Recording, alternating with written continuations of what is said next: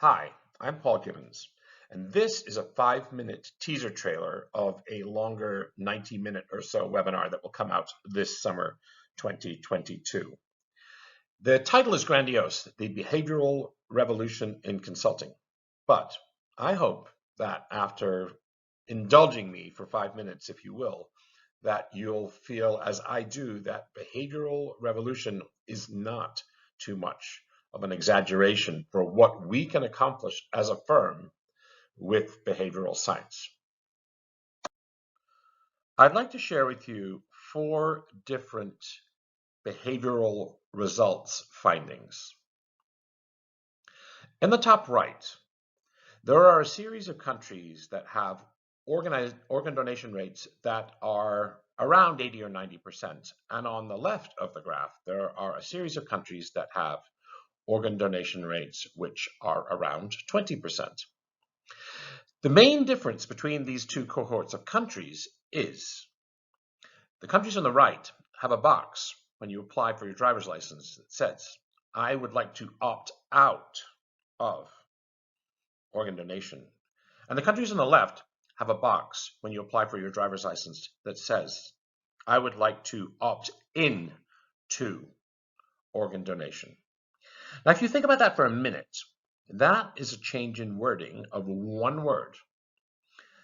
And we go from 20% to 80% of a behavior that we might agree is desirable for the world. And I ask you now, as you look at that, an abstract finding, obviously, what a difference that sort of behavioral result for that tiny an intervention could make to our clients or to our firm. On the bottom right is an example of using social proof to influence. So human beings are herd-like animals. If you ask people for money for a donation, you get a certain level of contribution. However, if you say 100,000 people like you have chosen to donate, you're offering social proof and you almost double the level of donations. Again, if you want to think about that, that's a very simple change in the wording, producing dramatic behavioral effect. On the bottom left is data from domestic energy use. My utility company sends me a letter every month saying, this is how your energy use compares with your efficient neighbors and your average neighbor.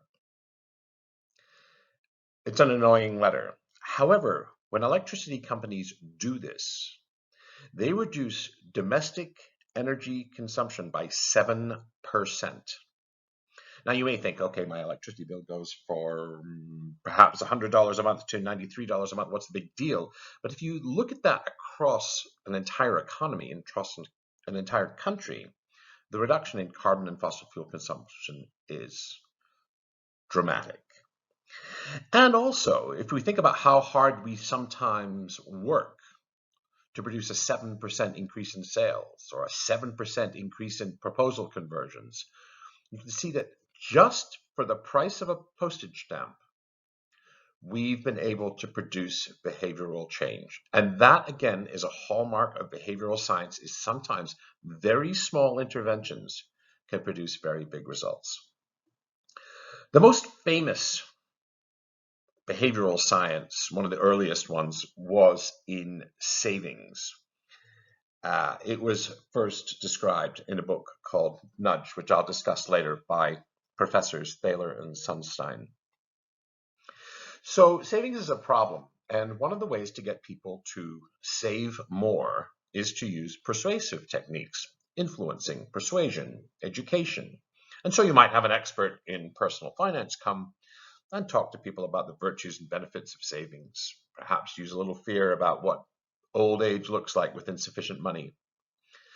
That produces a certain increase in savings rate, and it's approximately 7%, approximately a 7% increase. However, if you use a variety of behavioral science techniques to try and improve savings rates, you get approximately a 4-fold greater increase in savings rates.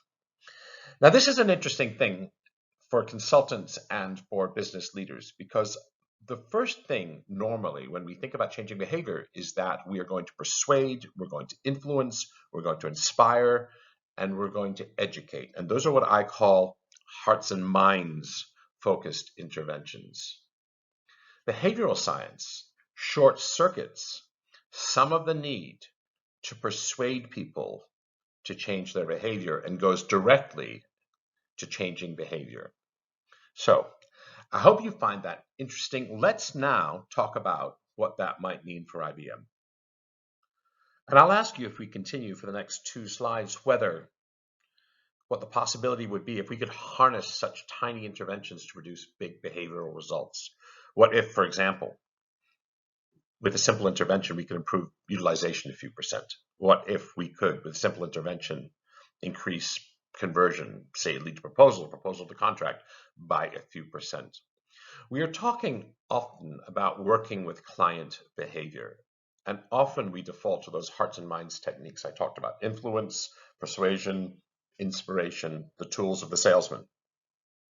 What if our reputation in talent change, leadership development, or cultural change was the only firm that uses behavioral science to produce real behavioral change in clients? Nobody claims this in the marketplace. And in my opinion, nobody can yet claim it.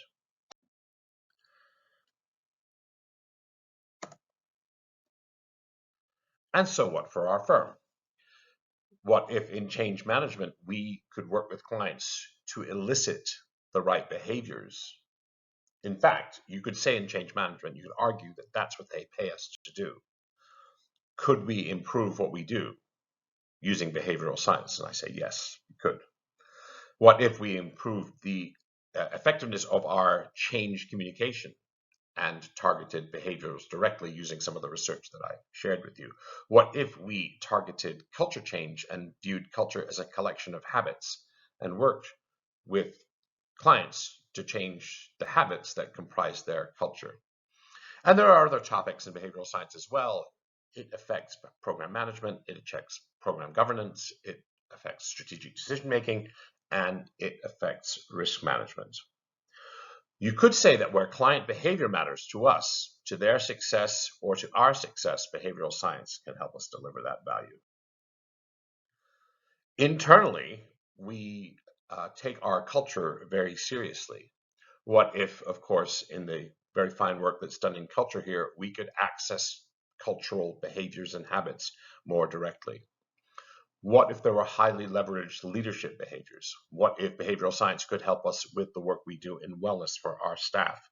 What if it would improve inclusion behaviors or correct some exclusionary behaviors? It's also demonstrably useful in health and safety, in compliance and risk management, and in learning and development. Behavioral science also includes cognitive biases, and those affect systematically how teams make decisions. They affect how teams assess risk. They affect operational excellence, and it's fairly obvious to say that there's a behavioral side of operations management that's often ignored. And also, it affects financial management. There are behaviors that lead to excellence in financial management and those that are less so. The good news and bad news for behavioral science. The bad news is that there's very little on behavioral science in businesses written down. To find insights in behavioral science, you have to look at medicine, public policy, public health, political science, and outside the domain of business. It's something of a mystery to me how business has managed to ignore it over the last 15 years since this has become important. Now, marketing doesn't ignore it. Digital marketing in particular are always nudging us and always working directly with our behavior. But typically, in the rest of the firm, behavioral science isn't used to great effect. For us, the good news part of that bad news, it's an opportunity for us to differentiate and carve a niche in a marketplace that is effectively white space right now. The bad news is there are no cookie cutter solutions. And the good news is there's very little competition in what I think is a very exciting area. The fact that there are no cookie cutter solutions means that this is not a commodity product yet that we can do. This is a product that is highly value added, and it's challenging, and it requires creativity on behalf of the consultant. So, what can you do? Well, there are books dating back to approximately 2008 on behavioral science. There's a timeline of the best of them. That's a lot of reading. What I intend to do in the webinar, if you choose to attend it, is to talk through some of the highlights of all of those, in a sense to make your life much easier. What is much thinner on the ground are books that explain how to use behavioral science in business. Some of these books are exceptionally good, and one that was well ahead of its time is The Halo Effect. It's about 2008. My own contribution came along in 2014 as arguably one of the first books to talk about cognitive biases in business and to talk about using behavioral science to change behavior in organizations, arguably. Laszlo Bock, the CHRO of Google, came along with a book called Work Rules. That is the very practical treatment of how Google has used behavioral science to great effect in its business. I wrote another book which has better chapters on behavioral science in 2019. It's called Impact. And more recently, a professor at the University of Toronto has written a book called The Behaviorally Informed Organization, which is excellent. And there's also a very recent book called Designing for Behavioral Change. But that's it. And I think that's remarkable for a field that could be as interesting and as powerful as behavioral science. So there are so few books still on how to use that to make a difference to your clients and how to use behavioral science to make a difference to your firm. And so what's going to happen in the webinar? We are going to talk a little bit briefly about the theory of behavioral change, but I want it to be very pragmatic. Two big concepts are nudges and sludges. We're going to talk about how incentives have unpredictable effects, some insights from economics. We're going to talk about choice architecture, also something that economists worry about. We're going to talk about communication for behavioral change, habit change, and how cognitive biases affect project management and corporate strategy.